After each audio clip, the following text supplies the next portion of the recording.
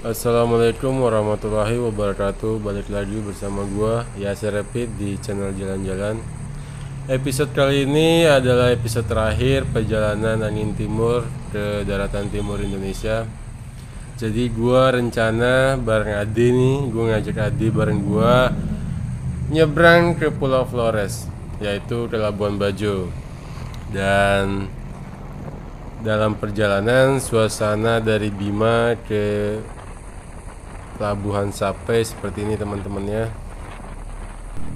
Oh iya teman-teman, perjalanan dari kota Bima menuju Pelabuhan Sape itu membutuhkan waktu kira-kira 1 jam 30 menit, tergantung kecepatan yang kalian pakai dalam melakukan perjalanan.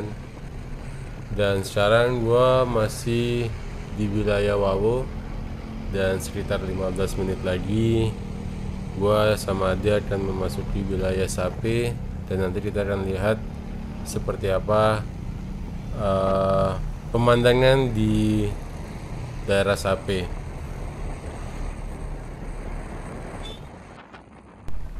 Dan sekarang udah di turunannya ya, udah di turunan dari puncak yang di Wawo, dan ini akan turun terus sampai nanti masuk ke Pelabuhan Sape. Dan kita akan lihat pemandangan seperti apa yang disuguhkan oleh gunung yang di Wawo dan jalan yang akan kita masuki di wilayah Sape. Di sepanjang perjalanan tadi terlihat masih banyak tumpukan sampah di jalur turunan Wawo ke wilayah Sape ya. Jadi masyarakat kayaknya masih belum banyak yang sadar akan bahayanya membuang sampah sembarangan. Bukan hanya berbahaya buat masyarakat, juga berbahaya buat alam sekitar. Karena kalau tidak didaur ulang sampahnya, dan itu bakalan menimbulkan tumpukan sampah.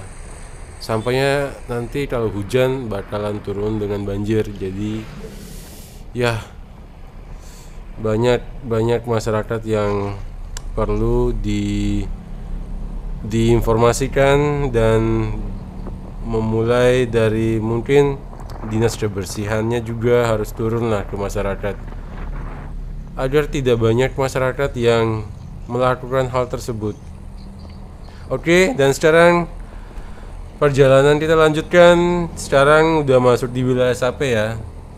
Ini di sampingnya pelabuhan persis sih sebenarnya, cuman karena kita sempat nanya ke Pelabuhan Sape dan tiketnya itu menunjukkan waktunya agak sorean, jadi kita jalan ke samping pelabuhan untuk melihat-lihat sambil menunggu jadwal keberangkatan kapal yang akan berangkat dari Pelabuhan Sape ke Pelabuhan Labuan Bajo.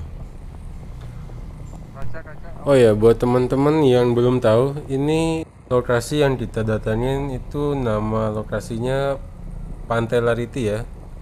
Jadi di samping Pelabuhan Sape itu ada pantai yang lumayan bagus. Kalau kalian ketinggalan kapal feri atau sambil menunggu keberangkatan kapal feri, jika kalian datangnya tidak on time saat waktu di pelabuhan, kalian bisa datang ke Pantai Lariti. Pantainya juga bersih dan nggak jauh dari pelabuhan.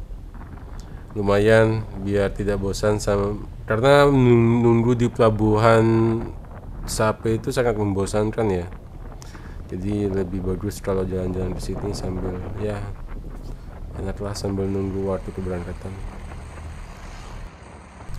Karena waktunya sangat mepet dan kita hanya punya waktu 1 jam, jadi gua bareng sama Ade memutuskan balik ke pelabuhan lagi dan siap-siap untuk berangkat menuju Labuan Bajo.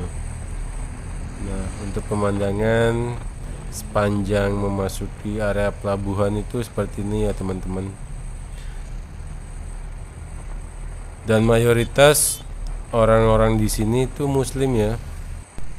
Dalam sejarah Bima, Sape merupakan pintu masuk Islam sekitar abad ke-17.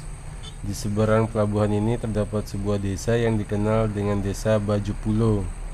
Penghuninya adalah orang-orang dari suku Baju dan Bugis. Di seberang timur terdapat pulau-pulau kecil yang indah mempesona.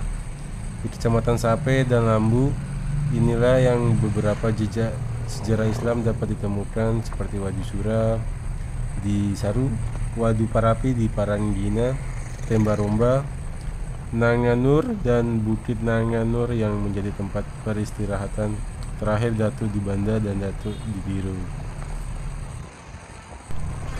Pelabuhan Sape menghubungkan Bima dengan Labuan Bajo di Manggarai Barat dan juga Sumba serta Sulawesi dan Kalimantan. Setiap hari komoditi unggulan Bima keluar lewat Sape seperti bawang, padi, dan palawija, serta ternak juga ada. Sebaliknya dari NTT, berbagai komoditi seperti pisang, alpukat, dan komoditi lainnya juga masuk ke wilayah Bima melalui pelabuhan ini. Dan saran gua buat pemerintah, mungkin kapal ferinya ditambah lagi ya. Soalnya ini cuma satu yang beroperasi di wilayah Sape. Mungkin bisa dijadiin 2 atau 3, mudah-mudahan ya, suatu saat nanti. Oh iya teman-teman, gue akan sedikit bercerita tentang proses pembelian tiketnya. Jadi gue nggak tahu entah kenapa petugas di loketnya itu cuma satu yang beroperasi. Dan dia entah kenapa, kan kita bawa satu motor kan ya, tertulis harga satu motor itu 186.000. Oke, gue udah bayar nih. Tapi dia minta lagi nih tiket buat orang dewasa 2 orang, gue sama Ade. Nah, gue tambah lagi tuh per orangnya 84.000. Jadi total yang gue keluarin lagi itu untuk 2 tiket 168.000 teman-teman.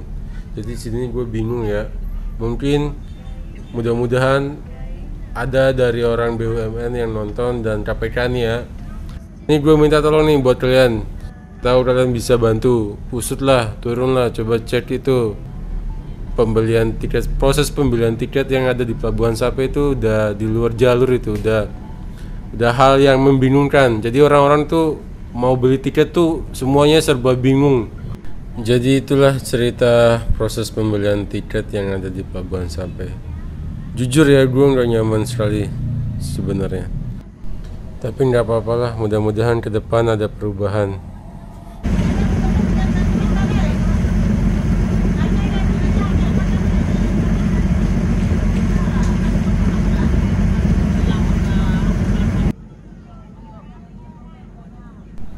Dan sekarang ferry yang gue naikin sebentar lagi akan memasuki wilayah pelabuhan Labuan Bajo ya.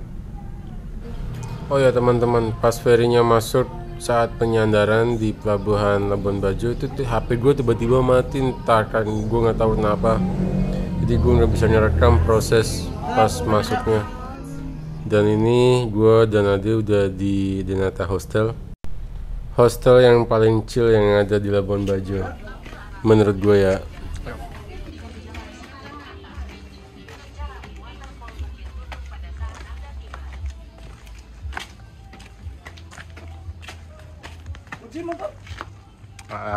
Dulu nggak?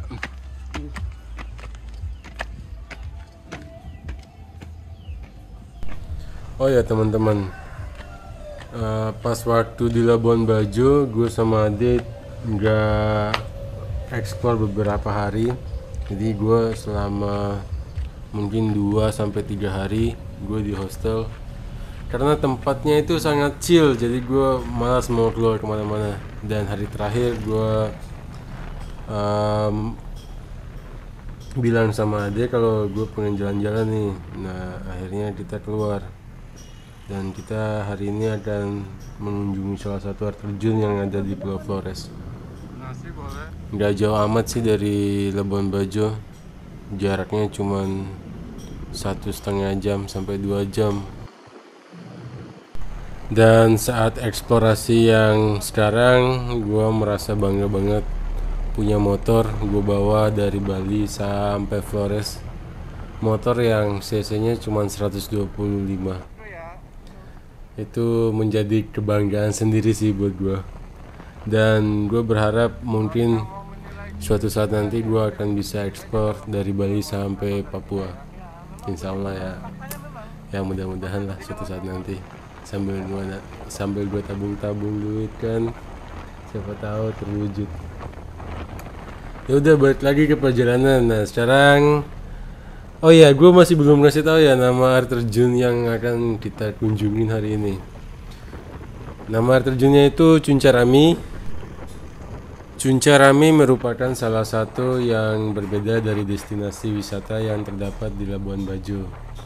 Seringkali terdengar oleh kita bahwa Labuan Bajo identik dengan Pulau Komodonya, pantai eksotisnya dan wisata kapalnya. Akan tetapi di sana pun terdapat pesona air terjun cantik dan indah, yakni air terjun Cuncarami. Oleh sebab itu, dalam pembahasan kali ini gua akan bercerita sedikit tentang air terjun Cuncarami. Jadi buat kalian yang berkunjung ke Labuan Bajo dan berkesempatan untuk menginap beberapa hari, tentu tidak semua waktu berlibur kalian akan dihabiskan dengan bermain pantai dan laut. Labuan Bajo juga memiliki wisata alam lainnya yang juga tidak kalah menarik. Selain Pulau Komodo yang menjadi situs keajaiban dunia, terdapat objek wisata alam lainnya yaitu air terjun. Jika Anda bosan dengan suasana pantai cerah yang terik dan air asin, kalian bisa mencoba mengunjungi beberapa objek wisata air terjun yang di sekitaran Labuan Bajo. Air terjun tersebut bernama Cuncarami, Cuncawulan, dan Cuncarede. Ketiganya berlokasi di Manggarai Barat. Dan hari ini gua sama Ade memutuskan untuk mengunjungi air terjun Cuncarami. Jadi air terjun Cuncarami ini berasal dari kata cunca yang bermakna air terjun, sedangkan rami memiliki makna hutan. Jadi dapat disimpulkan bahwa arti dari nama air terjun ini merupakan air terjun yang terletak di dalam hutan. Bahasa yang digunakan dalam sistem penamaan air terjun tersebut berasal dari bahasa setempat atau masyarakat lokal. Lokasi air terjun Cuncarami terdapat di kawasan Gunung Beliling, Desa Wailolos. Apabila dari Bandara Labuan Bajo berjarak sekitar 1 jam perjalanan. Untuk mencapai air terjun ini Anda harus berjalan kurang lebih selama 1 jam melintas hutan dan Gunung Beliling. Namun jangan khawatir atau takut terlebih dahulu, karena selama proses perjalanan menuju ke sana Anda dapat menjumpai pemandangan yang menakjubkan. Oh iya teman-teman, sebenarnya akses jalur yang ke air terjun Cuncarami ini sebenarnya punya dua jalur. Dan entah kenapa tour guide gue kali ini, Ade, yang bawa motor ini, dia dulu pernah kesini katanya. Mau jalan-jalan. Pas waktu kesini dia ngelewatin jalan ini, dan dia nggak tahu kalau sekarang udah punya jalan baru. Dan inilah lika-likunya perjalanan ke Cuncarami bersama Ade yang memutuskan untuk jalan ke jalur yang lama. Lumayan off-road dan membuat sensasi naik motor berasa kayak naik kuda. Lumayan sih, bagus, cuman ya pemandangannya bagus banget di desa ini. Cuman yang gue nggak suka itu jalurnya. Ini sebenarnya nggak cocok buat motor metik, cocoknya itu buat motor trail itu. Cuman nggak apa-apa, karena ini akan jadi pengalaman yang bagus. Kita akan jalani sampai ke tujuan. Ya memang sengaja dimancing-mancing pertanyaan. Iya.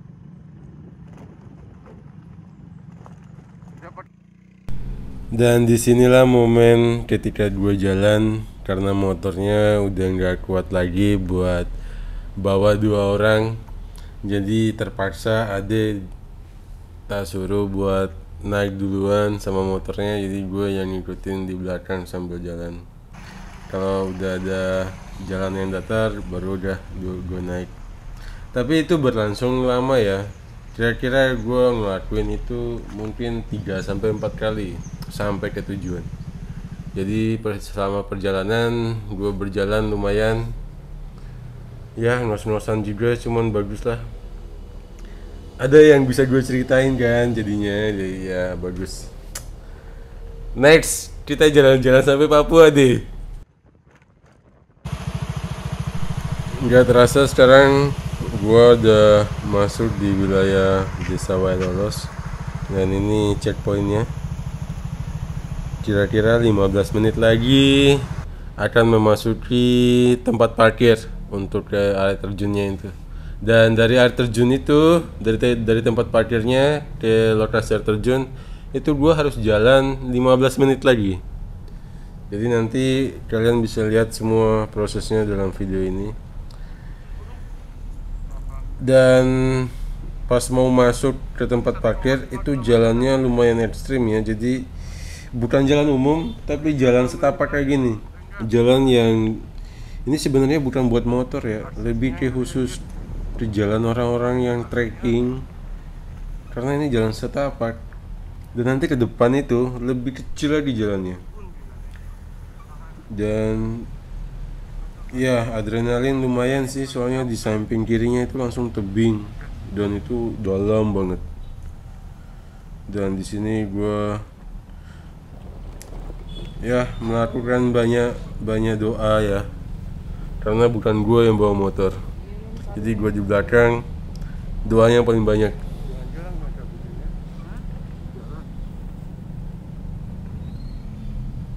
Dan di sini terpaksa gue harus turun karena memang tidak memungkinkan untuk 2 orang naik.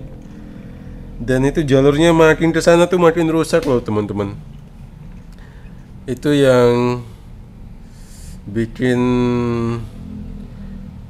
apa ya? Di sini gue sempat berpikir, wah ini kalau makin dalam makin rusak, wah mending pulang aja ya. Tapi kalau gue mikir, kalau gue pulang lagi itu lumayan jauh bro. Gue harus ya mau nggak mau udah nyampe sini karena terlanjur, ya udah sekalian. Dan ini sepanjang jalan, nah ini udah di tempat parkir ya. Dan kita udah mulai trekking dari lokasi tempat parkir ke air terjunnya itu. Sepanjang jalan kita lihat banyak sekali pohon nanas yang di samping jalan. Dan itu kayaknya memang sengaja ya ditanamin seperti itu. Akhirnya gua sama Ade nyampe juga di lokasi air terjunnya. Walaupun dalam perjalanan menuju ke sini banyak sekali drama-drama jalan, gua harus turun, gua harus ya. Dan rasa capek itu semuanya hilang di saat gua melihat bentuk air terjunnya. Walaupun tidak terlalu besar, tapi keren karena gue udah nggak harus jalan-jalan lagi, nggak harus turun dari motor, nggak harus trekking lagi. Oh itu ada ikan tuh. Dan teman-teman, inilah air terjunnya. Kalian bisa lihat pemandangannya dari sini. Jadi mungkin ini udah saatnya gue harus nggak ngosong-ngosong lagi ya, biarkan kalian menikmati suasana air terjunnya. Dan nanti setelah menikmati air terjun ini, gue sama dia akan balik ke Labuan Bajo dan mengunjungi salah satu bukit yang spotnya itu bisa lihat sunset. Katanya sih sunsetnya bakalan bagus banget. Dan nanti lihat aja. Oke teman-teman, gue akan diam untuk sejenak dan biarkan kalian untuk menikmati pemandangan yang ada di air terjun ini ya.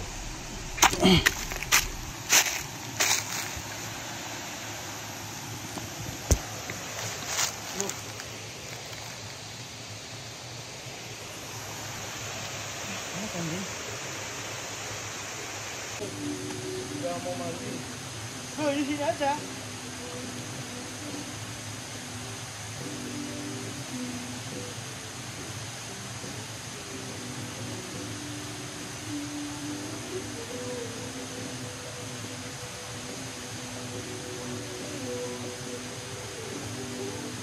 Ya udah di situ ya, sekarang aku fotoin lo tuh.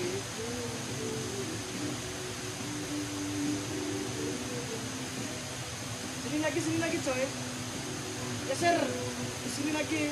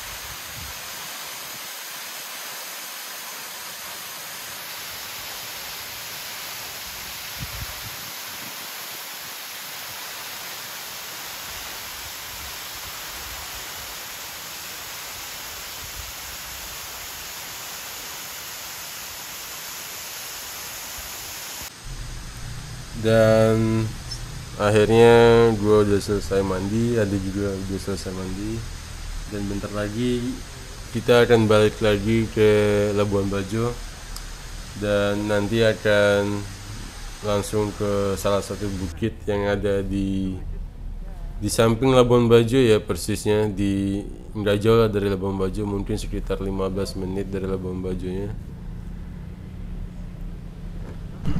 Oh ya teman-teman, selama di air terjun, gue sama Adel sempat ngobrol banyak sama pengunjung-pengunjung lain. Yang pertanyaan kita itu, mereka tuh datang lewat jalur mana? Kalau memang jalurnya sama jalur yang kita lewatin, berarti lumayan ribet ya pulangnya. Dan mereka bilang kalau itu ada jalur lain yang baru dan jalurnya bagus. Perjalanan mungkin nggak akan lama karena memang udah bagus ya jalurnya. Dan inilah jalur yang baru yang dibilang sama pengunjung yang di air terjun, yang sebenarnya Ade baru tahu jalur ini. Dan akhirnya kita coba dan ya sangat nyaman. Motor udah nggak berasa kayak off-road, udah nggak berasa kayak naik kuda lagi. Ini udah berasa kayak naik mobil lah, enak lah, jalurnya bagus lah. Jalan tadi. Oh iya. Oke teman-teman, bentar lagi kita akan jalan-jalan lagi ke bukit yang ada di Labuan Bajo untuk lihat sunset. Kalau lewat sini oke lah.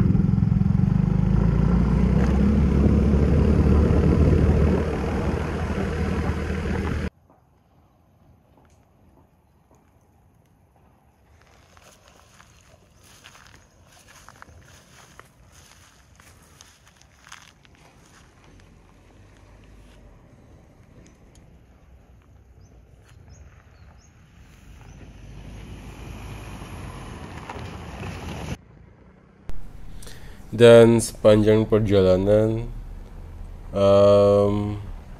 apa ya, penilaian gue sebagai seseorang yang baru datang ke Labuan Bajo yang mengunjungi jalur darat yang ke arah timur, yang gue nilai di sini masyarakatnya bersih ya. Gue nggak pernah ada lihat sampah-sampah tuh yang di samping kiri samping kanan jalan tuh nggak ada. Enggak seperti di Bima ya. Dan di Bima itu gue lihat dari Pulau Sumbawa ke Bima itu jalan sebelah kiri sebelah kanan tuh pasti ada pemandangan sampah itu berserakan. Dan saatnya gue bilang gue salut sama orang-orang Flores karena mereka bisa menjaga lingkungan dan membuat orang yang datang ke Pulau Flores tidak bosan untuk datang lagi. Terima kasih Flores. Terima kasih orang-orang Flores. Nggak terasa gue sama Ade sekarang udah memasuki wilayah Labuan Bajo lagi ya.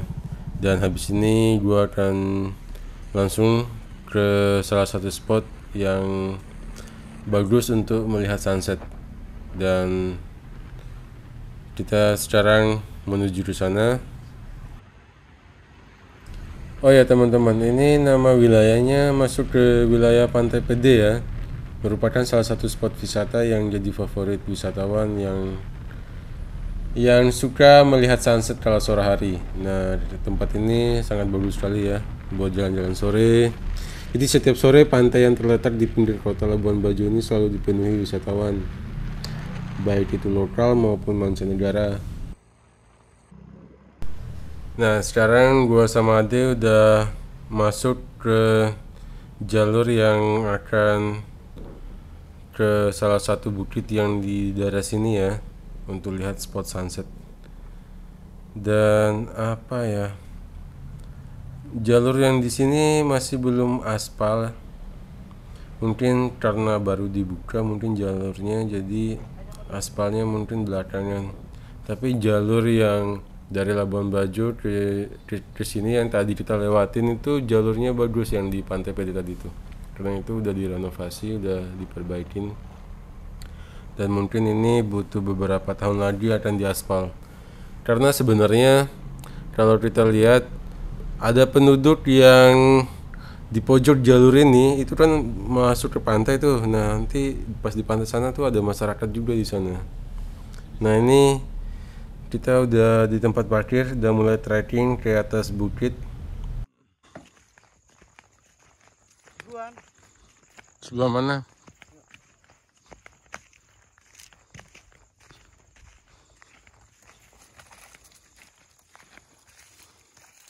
Dari tadi kita sini, Pak. Gua sih mulu-mulu waktu. Gak apa-apa lah, orang pas-pas ini sunsetnya. Ya, kita sih. Nah, ini sedikit trekking dan motornya sebelah sana. Nah, motor kita sebelah sana.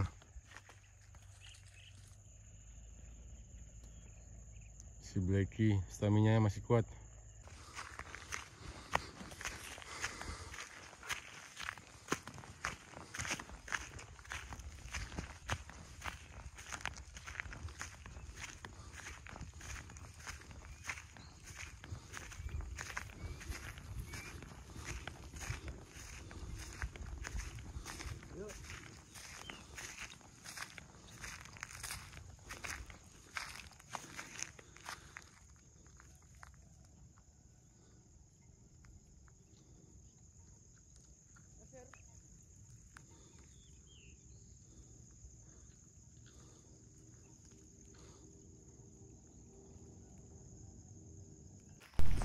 Akhirnya perjalanan angin timur dari daratan Bali sampai Flores akhirnya sampai di sini ceritanya.